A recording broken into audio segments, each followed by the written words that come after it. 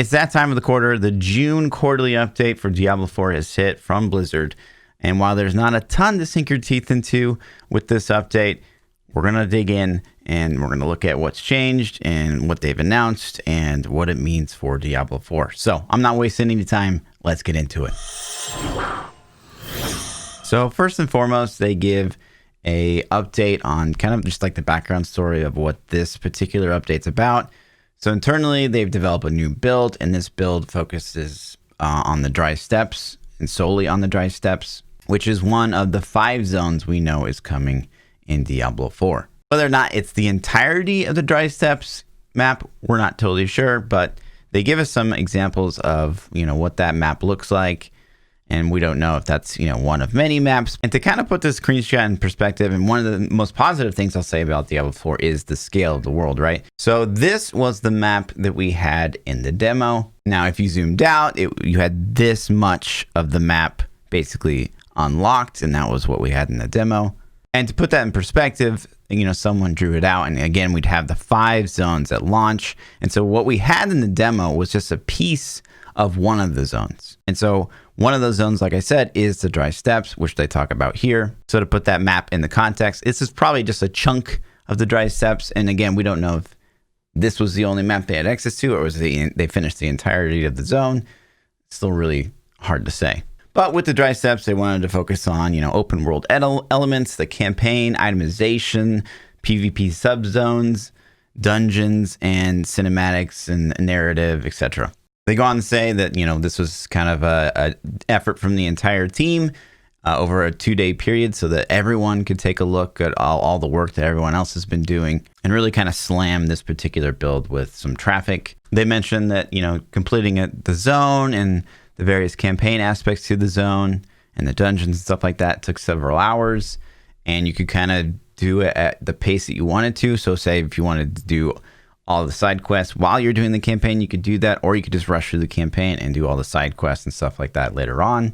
So it's kind of like world at your own pace. They go on to talk about visuals and how, a lot of the times what they show us isn't, obviously the final version, which we know, but they want to really drive home how, the final version can look a lot more detailed, and even the final versions that they're showing us will probably look even better, which is, says a lot, because already the game looks insanely good. That's one of the most positive things I can say about playing the demo, is that it looked and felt amazing. It's that visceral, dark Diablo world that everyone's been wanting. And this just drives home everything that they're showing us here in the concept art. Like, it looks fantastic. And it kind of shows the pre-rendered version of this like really evil looking gargoyle dude, and then, maybe a more finished product. But again, all of this stuff is subject to change. It's just cool, I guess, to see some of the art that they're thinking.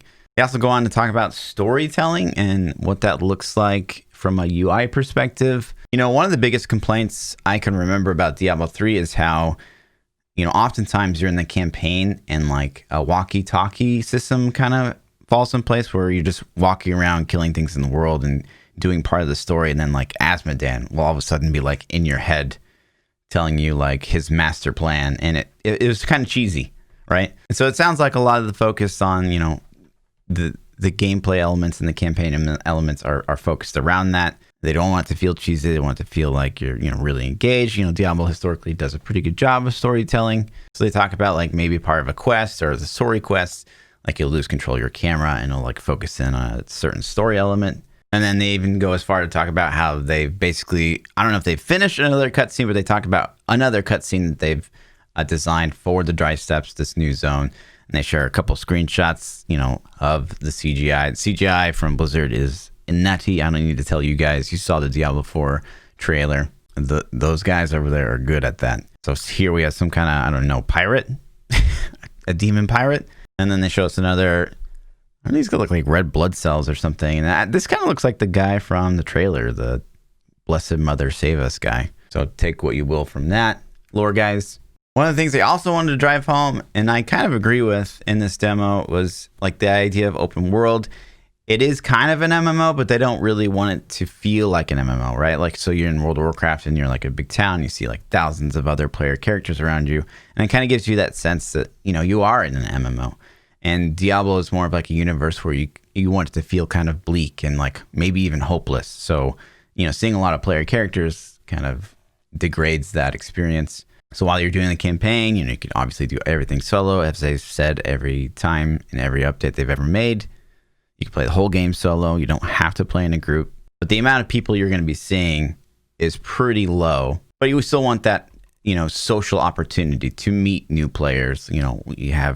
They talk about how you can run into other players like doing the same quest, but you're not going to run into like every player doing that quest. But then they talk about, the open world bosses, and those will be like way more social areas. So I like their approach to all this. I think that that's important in a game like Diablo.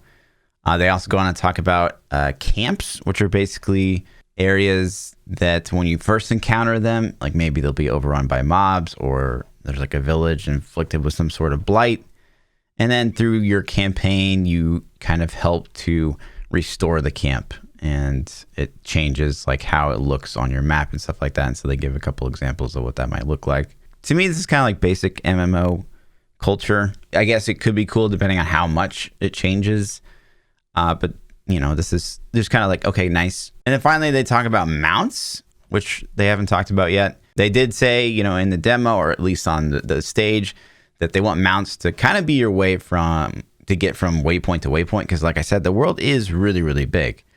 And they will have waypoints, so you'll have ways to like port from one zone to another. But you're going to be traversing the world quite a bit outside of that, it sounds like. Because again, the world is really big. So mounts will be a big part of the game.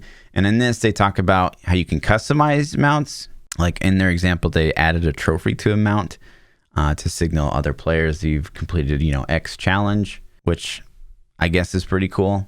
Now, this post isn't supposed to focus on items progression, but they do give us some examples of itemization as it exists right now. So that makes it pretty hard not to focus on itemization, one of the more controversial topics of Diablo 4. So as you guys know, they've gone to the drawing board twice with itemization. In the second update, they added this ancestral demonic power stuff and gave us a couple more attributes, prefixes, and suffixes, like from PoE, basically per item. And so they expanded on their initial like attack defense with a couple stats, which was really, really basic and dull. It's still, like you guys saw in my last video, it's still not really enough, I think. I don't think there'll be enough of a loot chase here. Not a huge fan of the ancestral demonic angelic power stuff, because it does kind of feel like a set bonus, if you will. But, you can read all about the community's feedback on the forums and on Reddit about the demonic power stuff. But they just give us a few examples, some stats that we've never seen before. Hit effect chance, I don't know if that means like proc chance or something like that. 4% damage while healthy. That's something we haven't seen in the past. So I assume while you're at high life, you do more damage. Flat range damage, if you have angelic power. Mana cost reduction. These are all stats we didn't see before. So that's good that there's going to be seemingly a decent amount of stats. But again, it's pretty boring that there's only like 2, 3, maybe 4 per item. And then we see some weapons here. We see the weapon attack, take that as you will. And then on armor, you see the defense. So attack, defense memes are still here. On this, it says 25% gem strength increase on this item. So whatever you socket into this, it's going to be, 25% stronger, which is interesting depending on how good jewels are or gems are. And then kind of all the new things we've seen, this one is a red flag for me. The hit effect, 5% chance to heal for 47. Well, what does 47 mean at level 1 versus level 40? Are these going to be hard numbers? Diablo 3 kind of fell into this pitfall of like hard coding numbers on stuff. So they'd probably definitely want to make this like a percentage of health or something like that. But that's just, a little thing. And then we get to look at some new legendaries. Now, again, I know the focus of this isn't supposed to be itemization. But of course, I'm alarmed that, as we said in the past, that it seems like Diablo 4 is definitely gearing towards being a let's have a legendary in every slot kind of game, just like Diablo 3. And I think that was a big turnoff for a lot of players. But again, we get to see some new stats here that we haven't really seen before.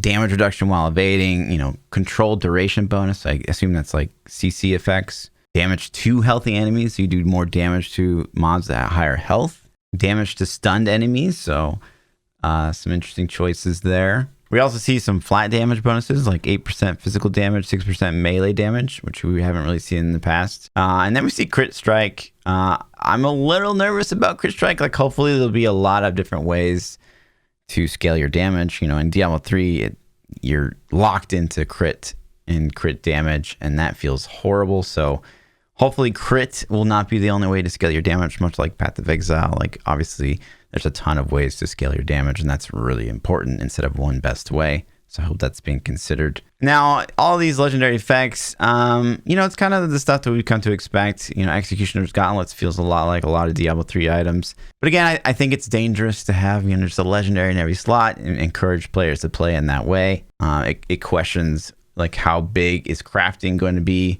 in the next iteration of Diablo. Hopefully it's going to be a big deal. Now, if there's a pool of like 1 million legendaries, well, then it maybe will be pretty interesting. But ultimately, the amount of builds are going to be completely and directly linked to the amount of legendaries that are in the game. So that's why I'm kind of cautionary about a legendary in every slot kind of game. They did talk about in this post as well of how they want it to be like one of those games that you're thinking about while you're not playing it, which I totally agree with. The amount of times where I've played a game and then I go to bed, I'm like, man, like if I could just get this item, I could make this build. And I'm thinking about all the build ideas in my head. Like, I love that experience. I actually love in, like, say, Path of Exile, for example, where I'm spending like hours outside the game on Path of Building, like just making and theory crafting guides. And that adds a lot of value to me for a game. So that definitely resonated with me. And, I don't see how we could achieve that if you're having legendaries in every slot, but I'm hopeful that's the direction that they're taking, because that definitely resonated with me. They also went on to say this little interesting tidbit is how they're taking cues from the Barbarian Arsenal system, which, if you guys don't know, the Arsenal systems where like Barbarian switches weapons and things happen basically. And the Druid shape-shifting is the same way, where like you shift forms and something happens. So it kind of sounds like they're looking at like giving every class some sort of, I don't want to say gimmick because that's kind of a negative connotation, but a way of feeling engaged, I guess. No talk, of course, of what those other classes will be. One of the things they also drove home is that they're not even in alpha yet. So I think that this is clearly conveying the message that we are still probably years, assuming they're done with the dry steps, right? Assuming they finished that whole dungeon, right? That means they're like done with 1/5 of the game, maybe. And that's without hashing like end game or really itemization. Hopefully not is done yet. So there's a lot more to go. Obviously, when they said not even Blizzard soon, I really think they mean that. So I wouldn't expect this anytime soon. Then they actually go on to talk about how they know what we're eager to see. That sounds like then the next update, we're going to get some updates on the talent tree, aka, the talent twig meme that is circulating on the internet. Obviously, the talent skill trees in Diablo 4, from what we've seen, are very, very basic. So they hope to maybe expand on that in the next patch, which would be great. They also want to revisit itemization, which I think, again, is very, very important. I think that if they really nail down itemization early on, then it will probably build more hype for the game, because obviously these games are all about itemization. But the one thing I was surprised about is PvP is not like a topic of great interest. One of the things that's super concerning to me about Diablo 4 is that Diablo 4 will have PvP like baked into the game. So you'll go into like PvP zones and then poof, you're just like flagged for PvP and you fight with your PvE gear, basically. And now that might get normalized or scaled or whatever. But ultimately, I think this is a bad game design, and hear me out, because, a game like Path of Exile, where you just get tons and tons and tons of content, they don't have to worry about scaling any of that content towards PvP. The moment you have to scale items, any item you add to the game, you have to scale it for not only PvE, but for also PvP. It automatically throttles the amount of PvE content you can get added to your game. And the same for PvP. If an item has to be balanced for PvE and PvP, you're going to get less items, less content for PvP. So without separating those two gameplay styles, I think that they're, again, throttling the amount of content they can push to the game. And that's not obviously what we want from a Diablo game. We all kind of hope for a game that gets kind of like a faster rate of content than even World of Warcraft. Obviously Path of Exile is setting the standard right now for just the insane amount of content they get every few months. But at least to be in the same ballpark as that, I think, is what everybody wants. And if you don't separate them, I don't see how you could possibly keep up. They also encourage people to give feedback on the forums, as always. Diablo also has a new community manager, Pez Radar. He's been pretty on it. He's replying to threads. He's obviously reading the content. So, post away. Hopefully your shouts will be heard But that's really all there is to sink into. This might feel fast, but I mean, that's all there was. So hopefully the next one will be that much more juicy, and we'll see you then. Until next time, boys, like, subscribe, come over to Twitch, ask your questions. We love you guys. Peace out.